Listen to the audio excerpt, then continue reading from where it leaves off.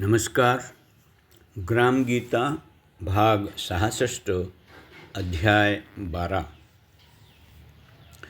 पूर्वीच्या लोकांनी गावात विहिरी बांधून ठेवल्या आहेत, पण त्यांची डागडुजी करावी, स्वच्छता करावी, पाण्यात पडून सडलेला पालापाचोळा काढून ते स्वच्छ करावं असं कोणालाच वाटेनासं झालं आहे.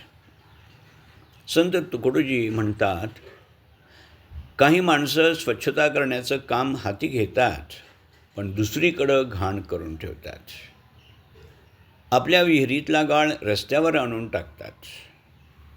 आपले नाले मोऱ्या स्वच्छ करतात, पण त्यातला जुन्या झाडण्या, फुटकी टमरेलं, मेलेले उंदीर हा सगळा कचरा रस्त्यावरच आणून टाकतात.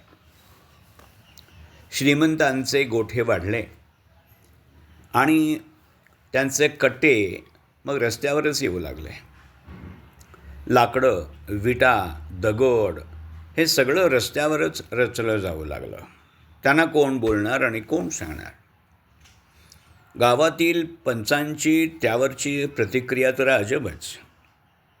ते म्हणाले, काय म्हणावं यांना, आपलेच नातलग आणि आपलेच मित्र असं म्हणून तेही तिकडं डोळे झाक करतात.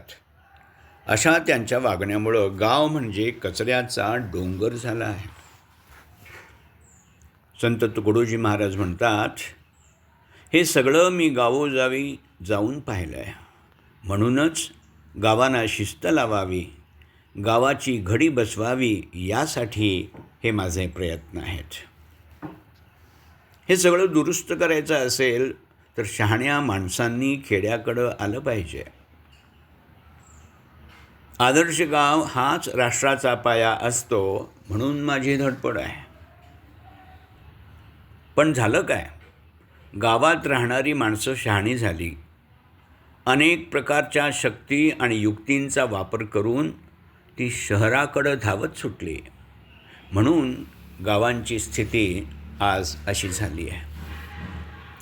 देवळाकडं जाण्याचा रस्ता तरी पवित्र असावा म्हणून जागोजागी देवांच्या मूर्तींची स्थापना केली, तरी तिथंही उकिरडे माजून राहिलेच.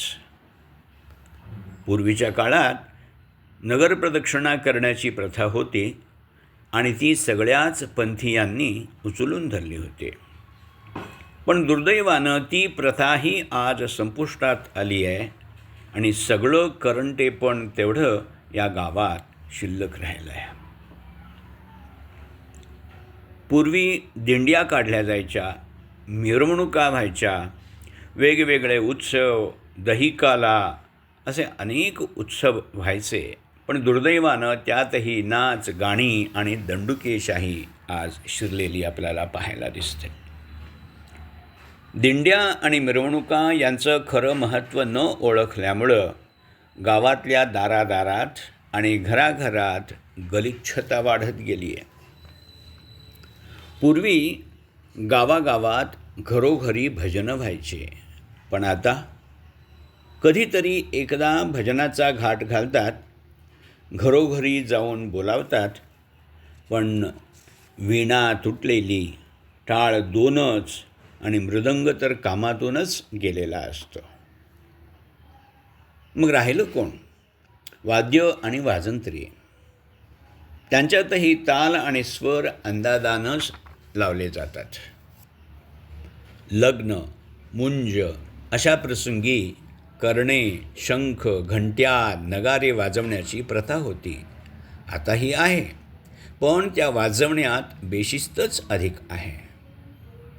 सगळ्याच वाद्यात बेताल आणि बेसूरपणा आणि त्यामुळं एकूणच भेसूरपणा आलेला असतो.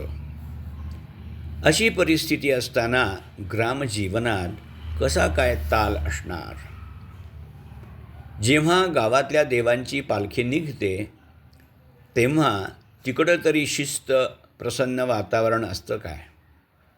जो तो या पालखीकडं तमाशाच्या नजरेतून बघतो. कसली भावना घेऊन बसलात? आयाबायांना पाहून पालखीतल्या गर्दीतली माणसं खिदळत असतात. चालताना शिस्त नसते, लोकांना तर इतकी घाई झालेली असते की कोणाचा पायपोस कोणाच्या पायात नसतो. रस्त्यावरून कसं चालावं, गर्दीतून कसं चालावं याचं कोणाला शिक्षणच दिलं जात नाही, अशी आज एकूण परिस्थिती आहे. रस्त्यावरून चालणारी जनावरं तरी शिस्तीनं चालतात, पण माणसं रस्त्यावरून कसं चालायचं हेच विसरलेली आहेत. रस्त्यातून जाताना गाड्यांची माणसांची ठोकर बसते. मागं पुढं सगळी माणसंच माणसं असतात आणि माणसांची चेंगराचेंगरीच दिसते.